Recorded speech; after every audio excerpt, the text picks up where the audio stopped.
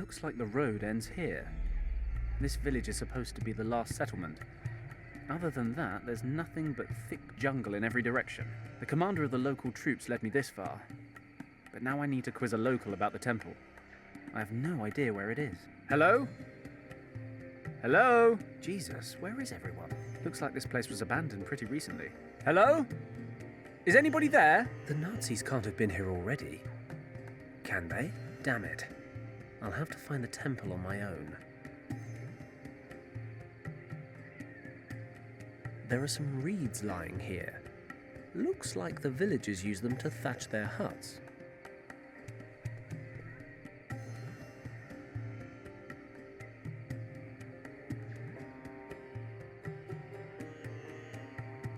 A bamboo pole. Why is it every time I see one of these things, I feel like something ridiculous is about to happen?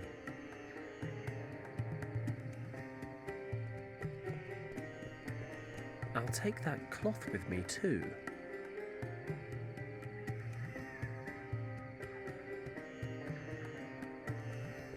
Chicken feathers. A man can never have enough feathers.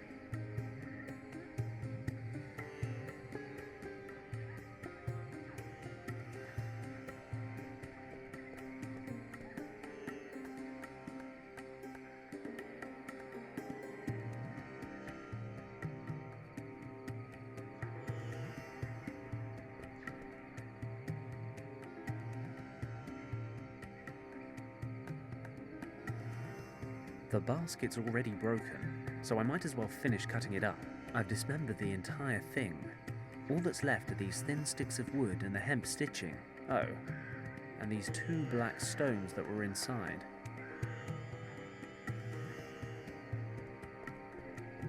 What is that? It's a small goat. It appears to be hiding underneath the hut. Well, no, it's definitely hiding underneath the hut. I can see it from here. I'll just take a short wander into the jungle. Maybe the villagers are out foraging, or whatever it is villagers do. Hey, you there! Where do you think you are going? Christ! You frightened the life out of me! What the hell are you doing hiding in there?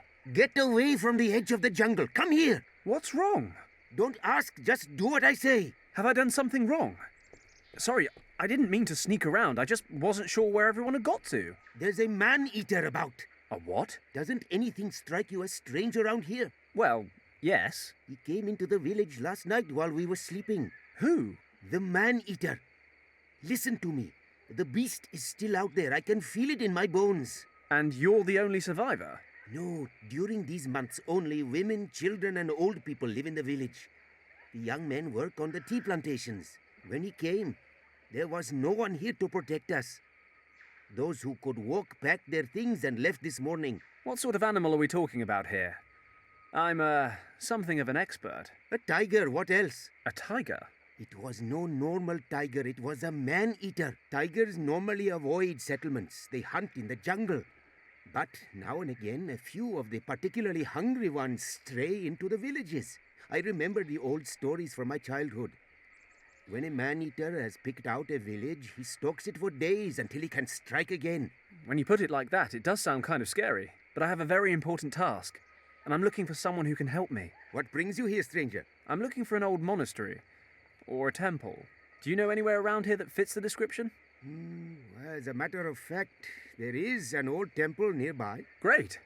How do I get there? Could you show me? You may have no instinct for survival, stranger, but I wish to retain what is left of my life. I cannot leave the village until the man-eater is dealt with. Okay. Tell you what. I'll have a look around and think of something. If I deal with the tiger, will you lead me to the temple?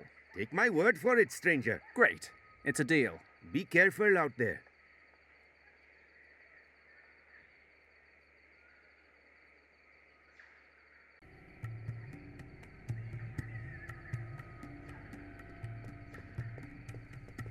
There's thick jungle in every direction, save for a small trail leading southwest.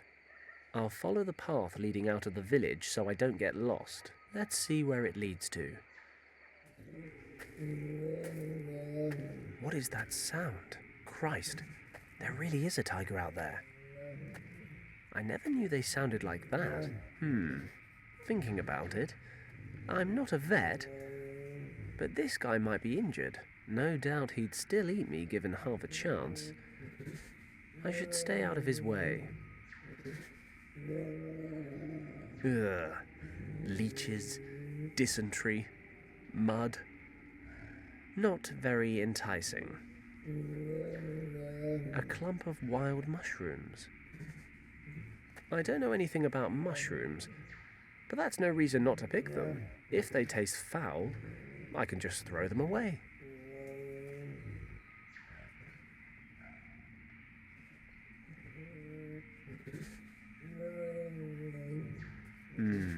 Salad.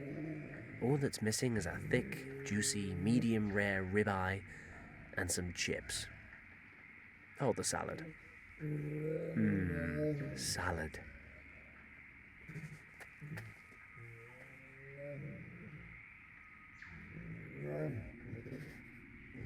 I've seen a worryingly large number of plane wrecks in the last week. At least this one wasn't my fault.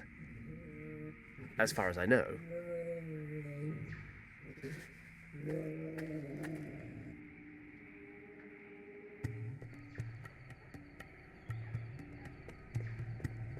Hello?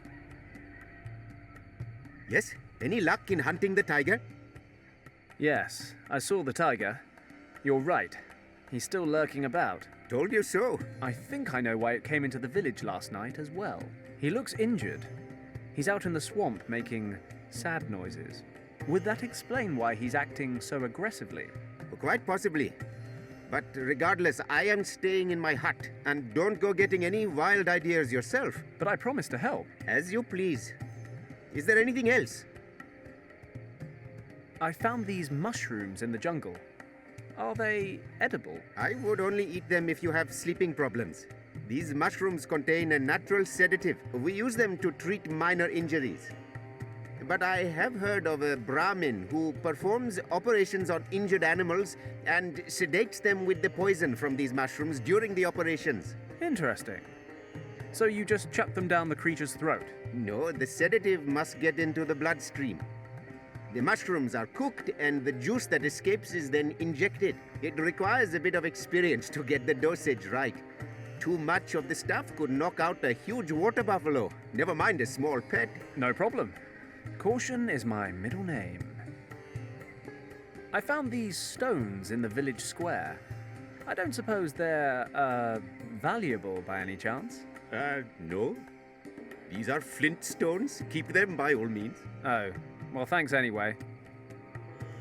I'll see what I can do. Good luck.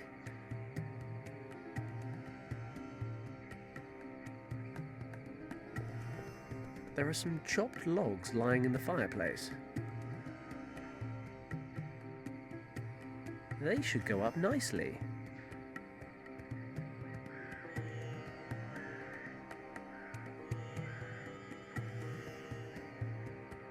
The reeds caught. The logs shouldn't be far behind. In you go. If the old guy is telling the truth, I can boil these mushrooms into some kind of natural sedative. That was quick. There's a dark sap oozing out. Let's get this off the fire without burning my hands.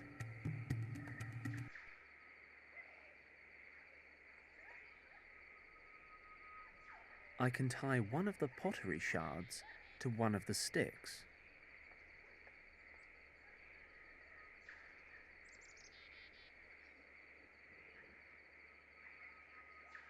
Great. I'll use a few fibers from the hemp cord to make fletching for the dart. I'll dip the tip in the homemade tranquilizer. Voila! A perfect tranquilizer.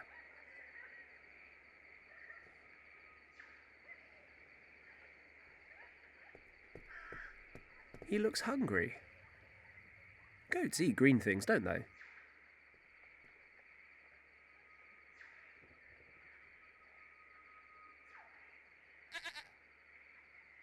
Okay, little guy. Fancy an adventure? I'll tie a piece of the cord around the goat's neck, so it doesn't run off before I'm done with it.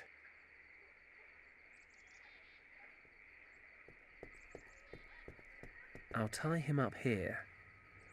I hope this works. Meh. Don't worry, you're not bait. You're just a distraction.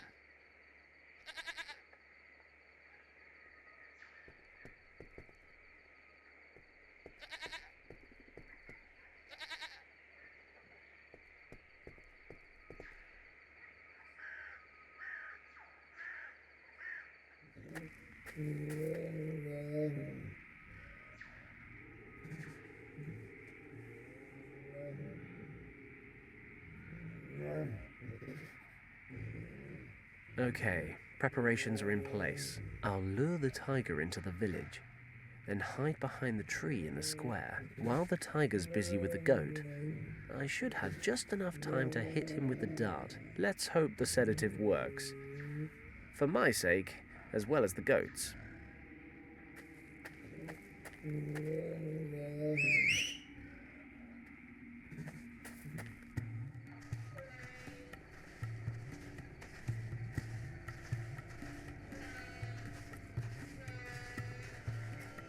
Do or die.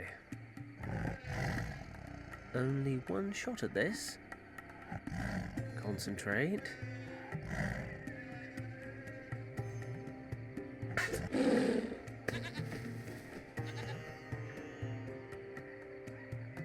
Have you shot it?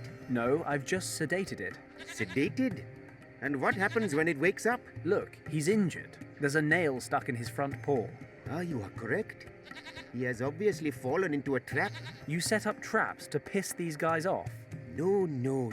Many farmers in this area protect their fields and plantations from all sorts of animals with spiked traps such as these. If a tiger gets injured by such a trap, it cannot hunt in its usual way. And it gets angry. It begins to look for easier prey. Chickens, goats, people. Exactly. Okay, let's pull the nail out. Then we can take him out into the jungle and hopefully he'll wake up and wander back to his natural habitat. This could work. I extend my thanks and the thanks of the entire village to you, stranger. You know, thanks are great and all, but don't forget our deal. Let me take a look at this guy's foot. You find something we can use to move him. Okay. I'll fetch a cart and we can take it to the other side of the valley.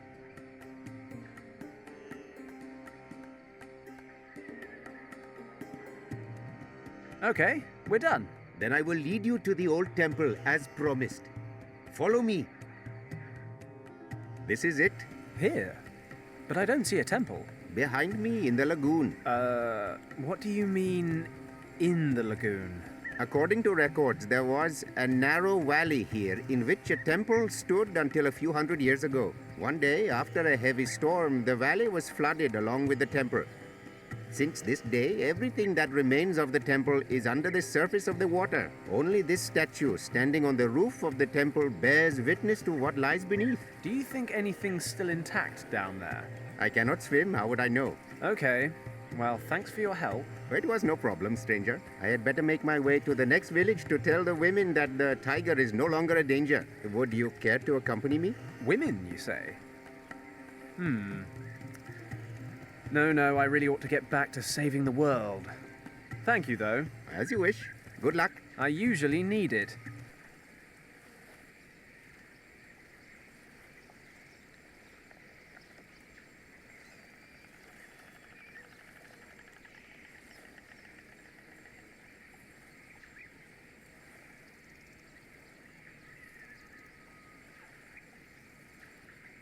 My guide said this lagoon was formed a few centuries ago, when a storm tide flooded the valley here. Perhaps some of the temple's still intact. I've got to check it out. At least the water's nice and warm.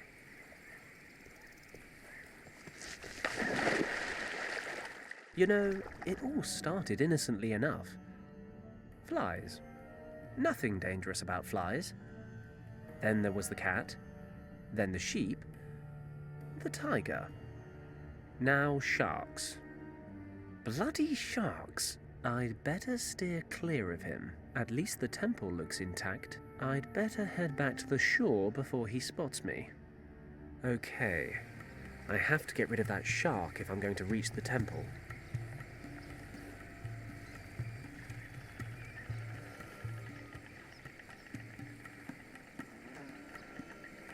I'll fill it with water.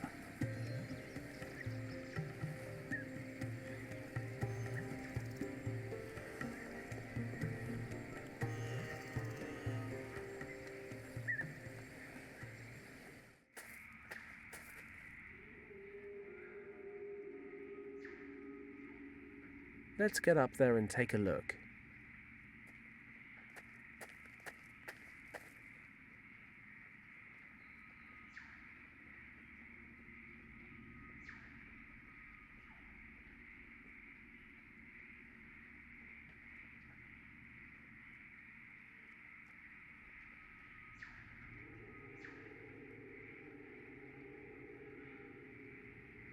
The cockpit's ruined, but there's a glove compartment here that looks relatively intact. This wreck's old. The jungle's begun eating into it. There's a cardboard box in relatively good condition in the glove compartment, but everything else is foobar.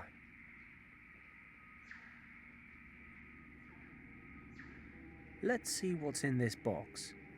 Looks like an old radio. A radio with a hand-operated generator. You produce power by turning this little crank on the side. Oh, it fell off.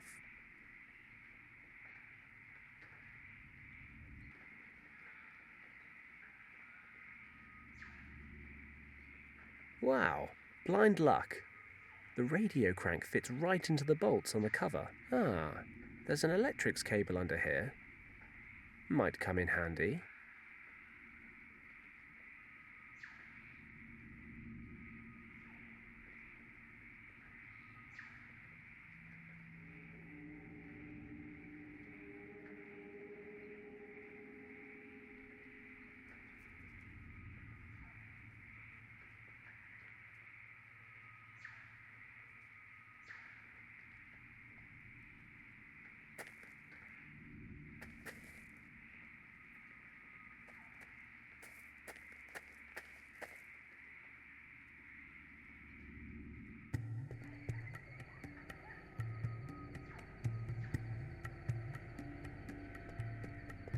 This should moisten the bloodstain.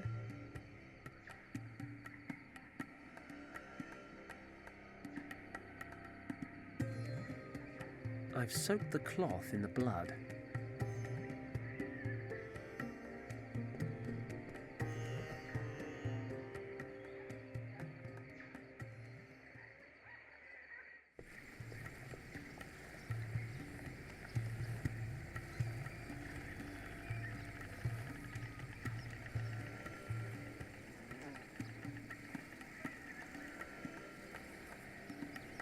I'll tie the rag to one end of the cable. I'll connect one end of the cable to the contacts on the radio.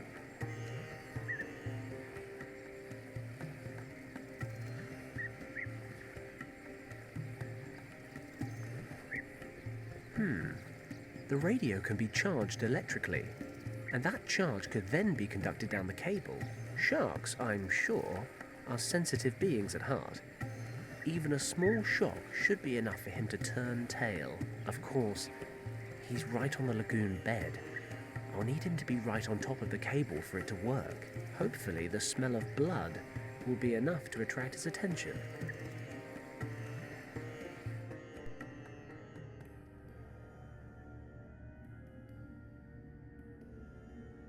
It's working. The shark's surfaced, and he's circling the bait. I need to hurry before he pulls the whole thing under. Whap! 40 volts straight to the face.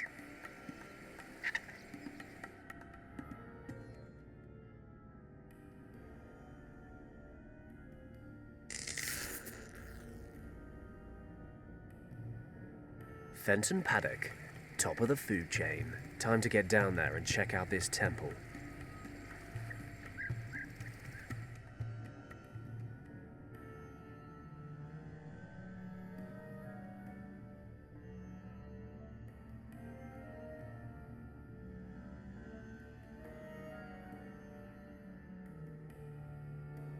I'll collect some mud.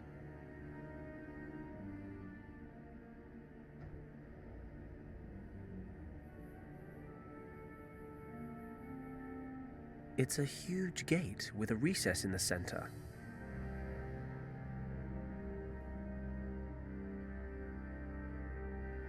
I have my strengths, but breathing underwater isn't one of them.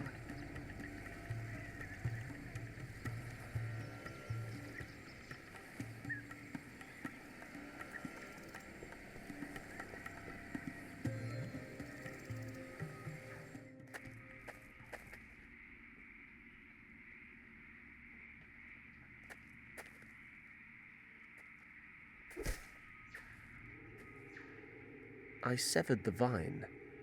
It's dripping some kind of oily sap.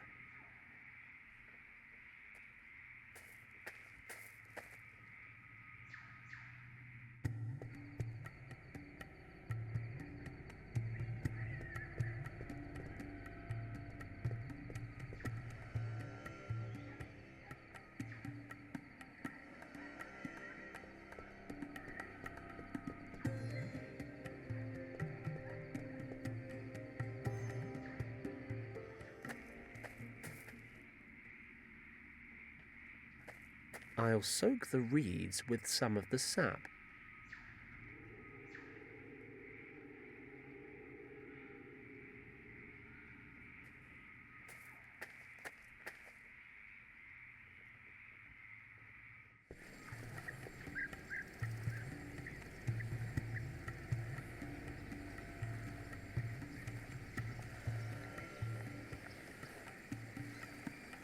This statue is all that's left to be seen of the temple.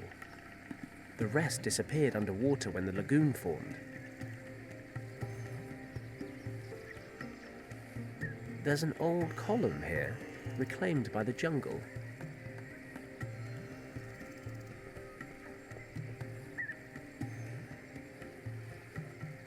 These plants are firmly attached. I can't just pull them away.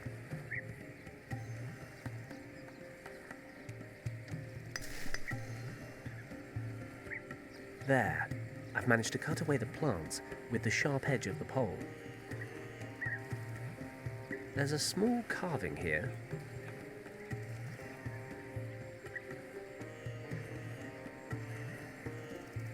If it's good for my skin, it can't do any harm to an old rock. I'll oil it up.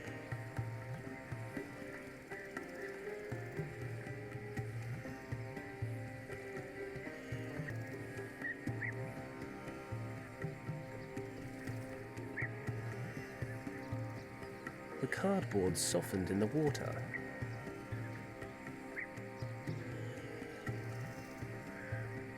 Perfect. This should make for a good mould. The damp cardboard will dry around the carving, and the plant oil should let me get it off again in one piece. The cardboard's dried in the heat.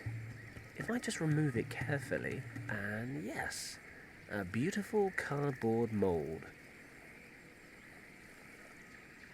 I filled the cardboard mould with clay.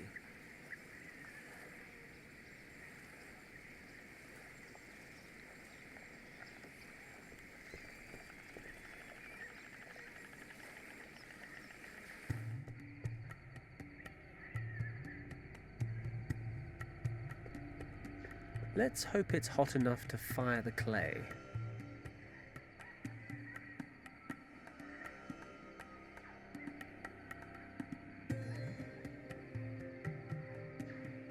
That should do it. The cardboard's burned away, and the clay looks pretty solid.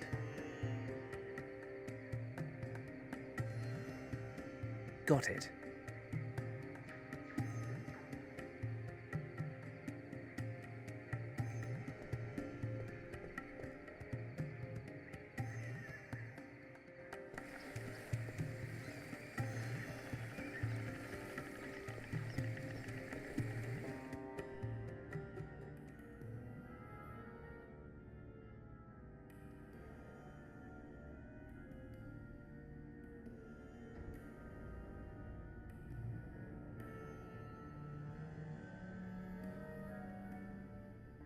It fits.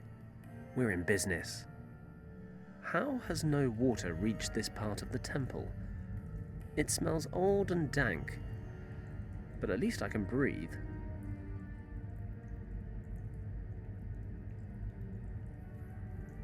There's a plinth in the middle of the room. It's a magnificent city with some kind of glowing orb in the center. This must be Shambhala, the light at the center. That must be the source of these morphogenetic fields. It's the world's soul. It's so well preserved. The painting seems to portray a scene Professor Hayes told me about. It's a group of herdsmen or hunters entering a large cave in the mountains. These are the people who discovered the entrance to Shambhala many thousands of years ago. There's a round stone jutting out of the wall here. I'll grab it.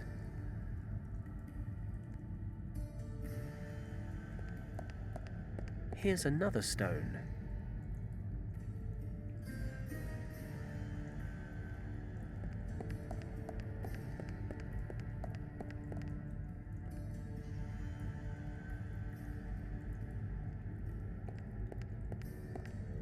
There's a round stone here. It must have fallen out of the ceiling or the wall.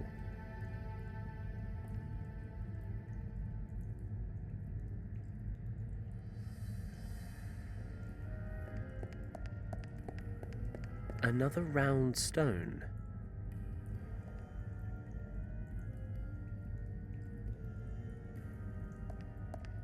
The painting shows burning houses and many, many dead people. They're fighting one another on a huge mountain of corpses. But they don't look like warriors. They're just townsfolk, murdering one another. Is this the fall of Shambhala? The inexplicable catastrophe that Professor Hayes mentioned? But he said it was a dragon, and Kim translated something similar back at the monastery. These people are killing each other. But why? And another stone.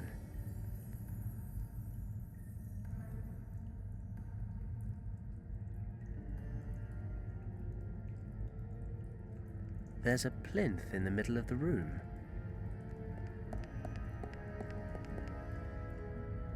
Okay, we've got 6 circular recesses arranged around a symbol. This must be where the artifact was stored all that time ago. I'd better take a closer look.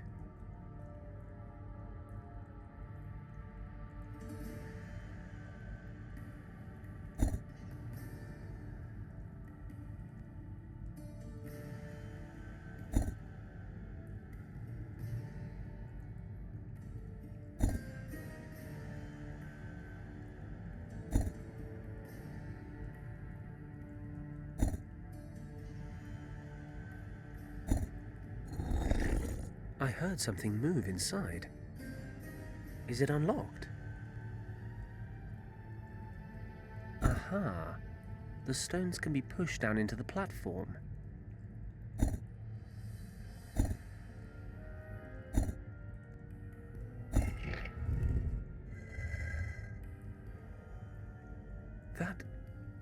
That must be the artifact. The key to the gates of Shambhala.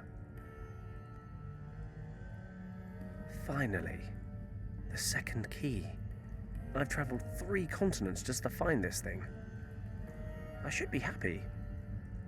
Or at least relieved. But there's something bothering me. Something at the back of my mind. I'm finally holding in my hands the key to Shambhala. The key to rescuing Richard. And I've got this weird feeling about it all. Is that my conscience? Damn, I thought I lost the thing years ago. Maybe all this wasn't such a good idea. How many people have already died for this thing? And how many more will die if I open the gate to Shambhala? Beyond all the myths and the legends, there has to be something real at the end of it all. There is something behind that gate that shouldn't be messed with. I don't know. Maybe it's this place, or maybe I'm just tired, but I can't help but think back to Hong Kong Harbour. I made a split-second decision to save Richard. And it was the wrong one.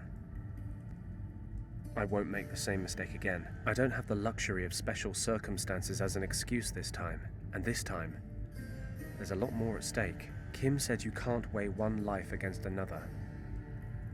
Last time, my mistake cost 8 lives. This time, it could be thousands. I've got to accept the reality. I can't go back to Tibet. I have to go back to where it all began. I have to justify the most difficult decision of my entire life.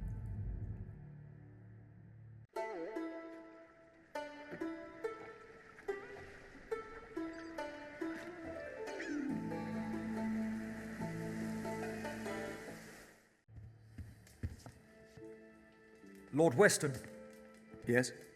Mr. Paddock is back. What? What are you waiting for? Send him in, quickly.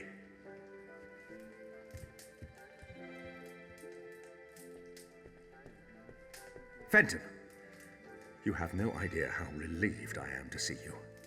Lord Weston, Do you have any news of my son? Is he alive? I'm afraid it's not that simple, Governor. Is Richard dead? Is that what you're trying to tell me? No, he's still alive, I think. Oh, thank God. Do you need more money? How can I help you? Just say the word, I'll do everything within my power. Sir, I know where your son is. I even have the key to the gate that leads to his location. The problem is, I can't be answerable for opening that gate. And what is that supposed to mean? Richard is in a place in the Himalayas called Shambhala. For some reason, he fled there when his unit was attacked by Nazi troops. Maybe it was the only way he could prevent the Nazis from entering Shambhala. The point is, that place holds a secret so vital, it cannot be permitted to fall into the wrong hands at any cost. This is what I've come to realize. The second key could undo everything Richard has worked for.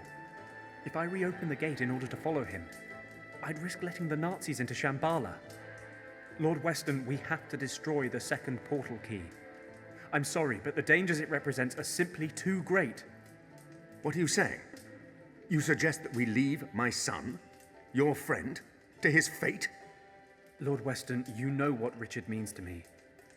You know what I've sacrificed for him. Believe me, if there were any other way, I would take it. I know it's hard to accept, but after everything I've seen and experienced, I just can't continue with this mission. I'm here today to ask for your understanding. I cannot believe I'm hearing this. You sentenced my son to death, and you come here asking for absolution. I was wrong about you, Paddock. If you are unable to handle the situation, I shall have to find someone who is. As I said, I'm very sorry, Lord Weston. But I've made my decision. I'm going to destroy the key. I'm afraid that decision is no longer in your hands. What is this? You're collaborating with the Nazis, Governor? I had no choice, Fenton. Mr. Kleist claimed to know where Richard was. He said he could return him to me. I was skeptical, but a father will cling to even the slightest shred of hope. I never gave up hope that you would solve the situation, and that I could quickly end my collaboration with the Nazis. But now I realize that I backed the wrong horse. Governor, this is a mistake. I'm prepared to take that risk. Herr Paddock, I wonder if you would be so kind as to accompany me to the airport. You have an appointment in Tibet that you absolutely cannot miss.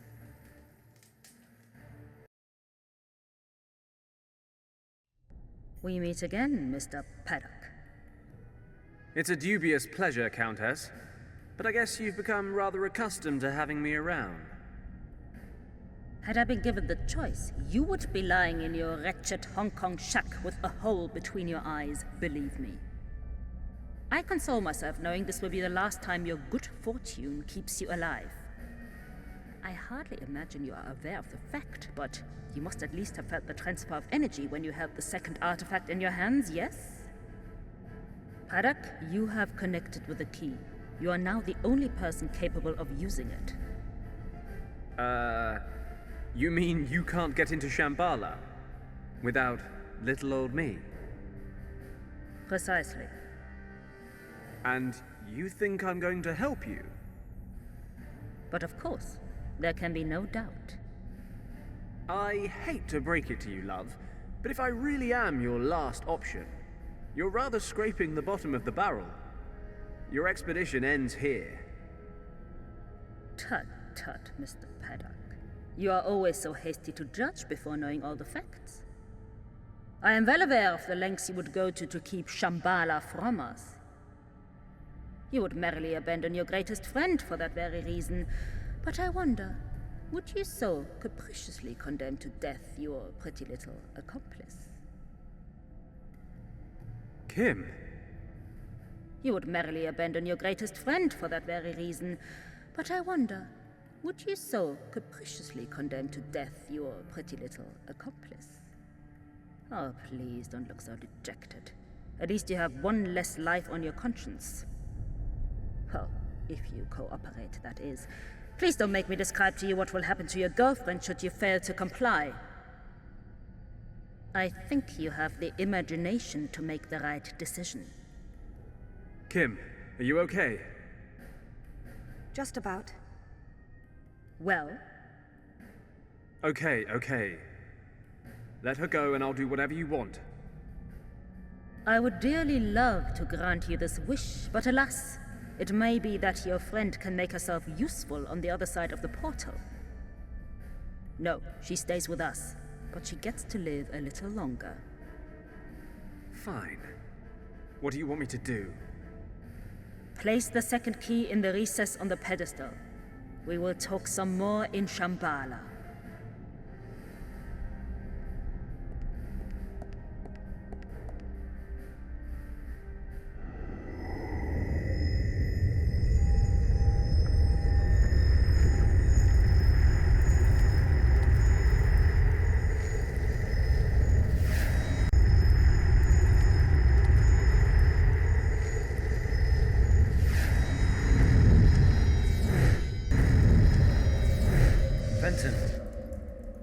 Fenton, wake up! What? Fenton! What?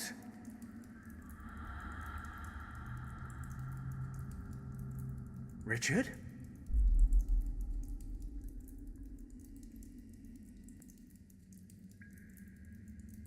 Richard, is that you?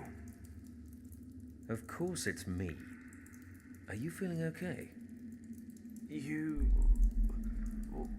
Why do you look like a ghost? Oh, charming. You came all this way just to tell me I've seen better days. I don't understand. My head hurts.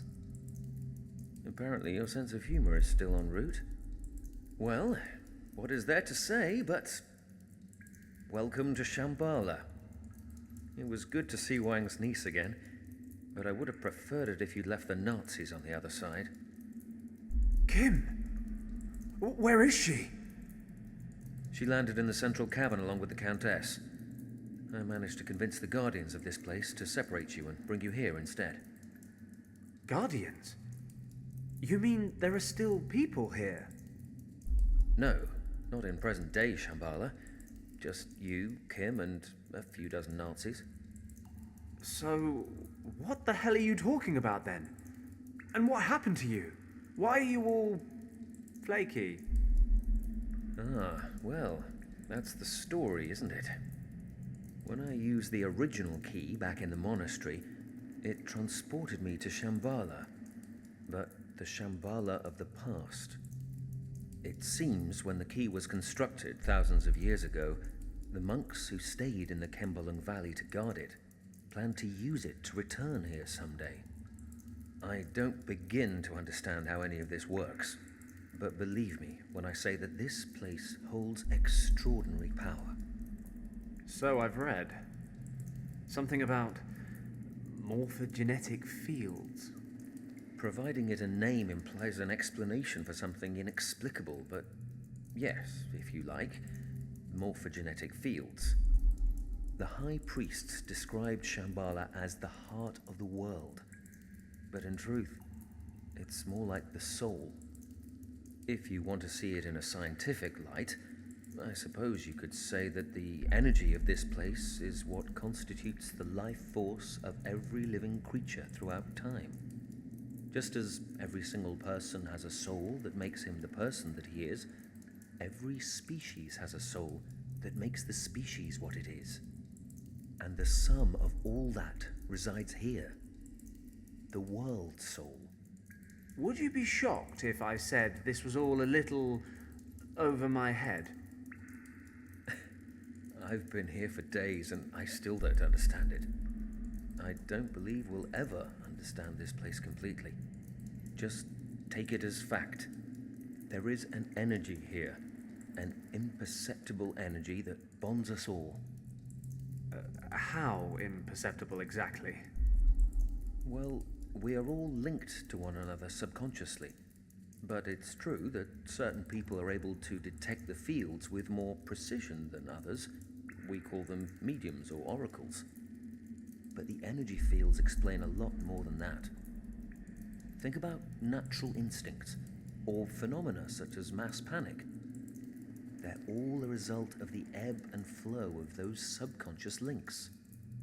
Well, it all sounds very grand, but what does it actually mean on a practical level? Are we in danger? Fenton, imagine the heart of Shambhala as a gigantic archive, a pool of everything people have ever researched, discovered, or developed. So, that's a yes then. It is. The entire world converges right here. And the Countess knows that. But it's not just that. The center transcends time and space. He who controls it controls the sum of all human knowledge, past, present, and future. They could conquer the world. No, that's not the threat. The power of this place is too much for any person to control. Mankind doesn't have the maturity to handle this gift. Even the priests of primeval times failed. So, this field of energy ended up making the residents of Shambhala kill each other in a civil war? Correct. How? Imagine understanding everything, instantly. The spirit of a person would be subjected to extraordinary strain. They simply couldn't cope. Besides, there are darker forces at work. This archive is not limited to discoveries and inventions. It represents the entirety of the human condition. Jealousy, envy, hate, these define the human species just as much as learning or understanding, and have a corresponding influence here in Shambhala. But, as I said before, it is not something we can easily understand. Okay, fine. So we just wait for the Countess to open the center. I'll dash in, grab Kim, then we sit back and watch while they all kill each other. You're absolutely right. But? In my time, Fenton, the surviving priests are preparing to leave Shambhala for good. In order to protect the heart from misuse, they are performing a ceremony that will set up a force field around it. This field will allow only the bearer of a certain amulet to pass through. After the ceremony, the amulet will be divided into 3 pieces and hidden in the temples of 3 priest castes who once ruled here. Hey, even better. The Nazis won't get past square one. No, they've begun to plant explosives. The field is maintained in your time by a series of plinths. It would take a great deal of power, but they may be able to destroy them. We have to stop them, Fenton. They may not be able to wield the power of Shambhala, but if the energy of this place is disrupted in any way, it could have catastrophic effects for every living creature on the planet. We must act quickly. We? I thought you were stuck in the past. You're right. But you won't find the 3 amulet pieces without my help. If I understand it correctly, our times are now synchronized. We can communicate, but we cannot cross the boundary. In my time, the priests are only just now performing the ceremony to invoke the force field.